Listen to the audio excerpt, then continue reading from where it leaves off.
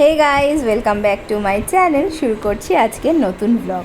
আজকের ব্লগে তোমাকে দেখাবো যে একটা বীজ থেকে কিভাবে অঙ্কুরোদ্গম হয়, আর নিজের হাতে যখন সেটা করা যায় তখন সত্যি আনন্দে আত্মহারা হয়ে যেতে হয়।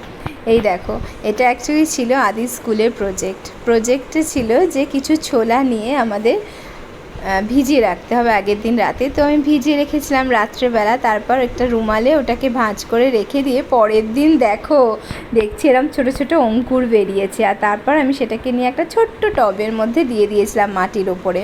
আর দেখো ছোট্ট ছোট্ট চারা গাছ কি সুন্দর বেরিয়েছে, এত ভালো লাগছিল দেখতে যে কি বলবো। নিজের হাতে করে পুরোটা করা তো, সেই জন্য এর একটা আলাদাই মজা। আর দেখো আস্তে আস্তে গাছটা বড় হয়ে গেছে, আর আমি একটু জল দিয়ে দিলাম এতে, রোজই ওয়াটারিং করতাম আমি এখানে, জল দিয়ে দিয়ে গাছটা এত সুন্দর হয়েছে যে অপূর্ব লাগছিল। আর নিজের হাতের করার মজা সে যারা গার্ডেনিং করে তারা জানে। আর এই দেখো আমার গাছটা কত বড় হয়ে গেছে। চলো দেখা হবে নেক্সট ব্লগে, টাটা।